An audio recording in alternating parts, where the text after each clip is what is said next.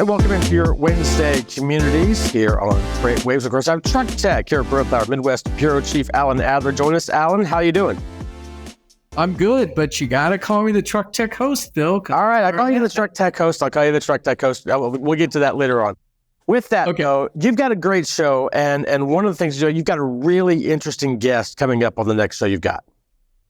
Well, this afternoon, we're going to get a chance to spend some time with Carlton Rose. Now, Carlton is a 43-year veteran of UPS. He retired last year and now is the chairman of the board of a company, a startup called REE Automotive.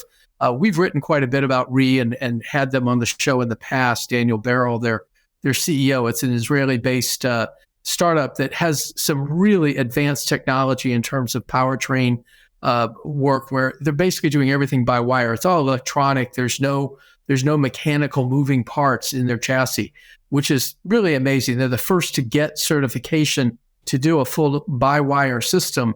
And seeing Carlton Rose go there is interesting, Bill, because Carlton had his choice and indeed turned down a lot of different opportunities in retirement to sort of align with one company. You could only kind of pick one, right? But he picked REE Automotive. He feels like they have something others don't have in terms of technology. He's been around them since, like 2018. I think he said he went to Israel to look at what they were doing. And of course, they're not in market yet. They're just starting to test some vehicles with their system, which is, as I said, is all by wire. Has a thing called the REE Corner, which essentially puts all of the mechanics, if you will, all the everything that runs the vehicle in the four corners of the vehicle. And it's truly advanced stuff. I've had a chance to both ride in a vehicle equipped with it, as well as, see some of the displays. And I'll tell you, it really does stand out. And I think where Carlton Rose comes in is, he not only wants to advocate for them, but when you bring in someone like him to your company, and we've seen it at Kodiak with James Reed, who was the former CEO at USA Truck. We saw it with Roger Nielsen, the former CEO of Daimler, going into Proterra. Now, that didn't go very well, as we know. But the fact is that, when you get these experienced industry veterans coming alongside these startups, it can be very powerful. Absolutely there as well. And of course, he coming from UPS and 43 years, I think, of also looking at fuel and technologies. What really does he bring to the equation there that kind of ups their game? Well, what he says in the show, and I think is interesting to listen for, is this idea that you need to hear your customer, not just listen to them. And, that sounds like it's just semantics, but it's not. He's saying a lot of times people will hear what somebody's saying, but they won't pay attention to it. He said what he tries to coach around is this idea that they really need to listen to what the customer's needs are. And that sounds like market speak, but I understand where he's coming from. And I think what he's trying to get them to do is really focus in on what the needs are, the people that are going to ultimately buy this electric vehicle, an ultimate electric vehicle with their technology. So that's one thing. And the other thing that he's very good at, knows a lot about, is maintenance. And this is sort of a reverse maintenance story, in that this particular product that REE is making doesn't really need a lot of regular maintenance. And of course, if you're in the trucking business, you know that uptime is everything. And so he's saying, you know what? We probably don't have to worry too much about bringing any of these vehicles back, because you can probably fix them where they sit. If something does go wrong, you just swap out the component set from one of the wheel corners. So I think he knows the business pretty well, their business, because he's followed it for a long time. But I think just having that person who's been around so many companies and has entertained sort of, advanced technology efforts from a bunch. And we talk about that, by the way, including Workhorse and Arrival and some companies where, UPS thought they might get something from those, and they didn't work out. So he was very candid. I mean, he gave a good disclaimer. He said, hey, I am not a UPS employee, but I'm just telling you, what I remember. And so I thought that was good. He can't get anybody too mad at him that way. But I thought, we had a really candid conversation about some of these companies that, maybe didn't work out as well as some that did. And one of those areas was natural gas, where, UPS sort of adopted it, all over their lineup. And now they're obviously in renewable natural gas. Yeah. So I was going to ask, in terms of, what he brings to the equation, obviously you mentioned it, obviously the incredible experience that he brings there as well.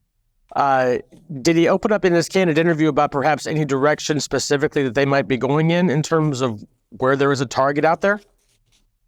Well, I think with REE, it's a question. They're very asset light. They assemble the modules right now in the UK. They'll eventually ship them to Austin, but they're not going to build vehicles. They're not going to go and become a bodybuilder or anything like that. They're going to stay focused on technology, and that's something that I think he really wants to keep them focused on. That's obviously where the people that come up with this kind of technology want to be, but sometimes they get pushed into things that they probably shouldn't do. And I think, driving that discipline is something he can help with. But remember, he's not an operations guy at this point in his career. He's the chairman of the board.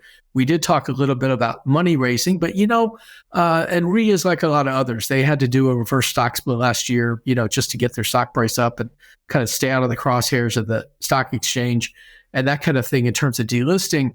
But they don't need a lot of money. He says they're okay right now to run the business. But yeah, they'll raise to, help with scaling and things like that.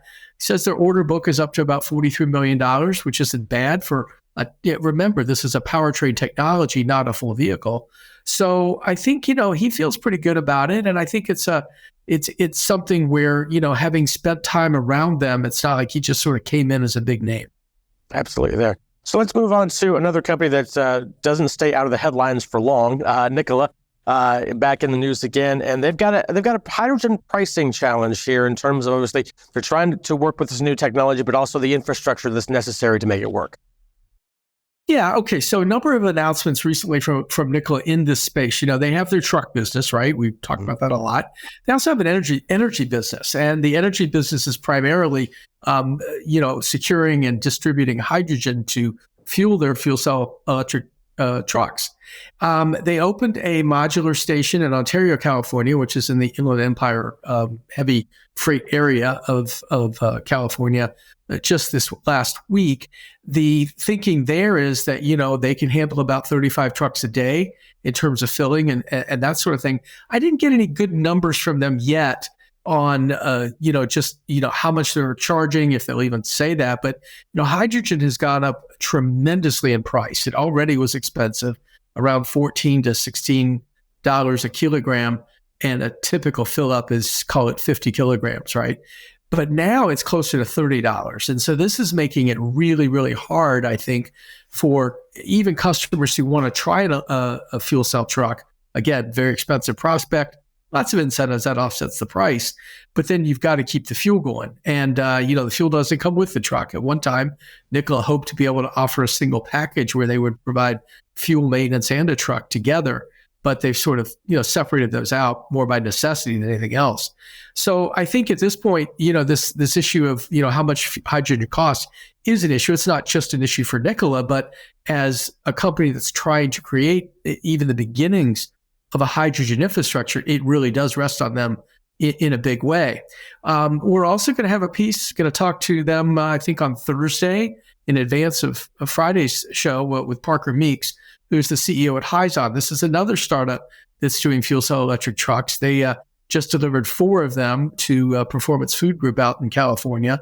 Need to talk to him about that, and also about, how is an upfitter like Hyzon going to be treated in terms of incentives versus a company like Nikola that actually makes the whole truck. So, we'll talk about that as well. What we want to do as much as we can with Truck Tech now going forward is really raise the game a little bit, a little more embedded video in the newsletter, which is something we can technically do. And we've done it with a couple of bonus episodes here and there, 4 or 5 minute interviews. We're going to try to begin doing that as often as we can, either, from the road when I'm traveling or, here at home. But the idea is let's get these voices in there and let's hear from these people as much as we can, and not just on the podcast. There's just a lot of talk out there, especially with a lot of stuff going on in the Truck Tech universe. He is the host of Truck Tech, Alan Adler. Alan, first off, when and where can you get the show and the newsletter? Okay, best as I understand it, 3:00 on Wednesdays Eastern Time is the air time on the FreightWaves YouTube channel, and then of course it lives there. You can go to the FreightWaves YouTube channel, go to shows, and then click on Truck Tech, and you'll get a full playlist of what's available. We've got over a year's worth of episodes at this point, and so there's plenty there to look at. And we obviously are going to refresh it every week. Newsletter Fridays at 11 Eastern Time, both on email. You can sign up for that at freightwaves.com under newsletters. and that will arrive in your mailbox. We've got about 11,000 subscribers for that. And then we also post it on the FreightWaves website. So that's available out there too. Absolutely. There. Alan Adler, thanks so much for joining us, and we'll catch you next week. Okay, thanks.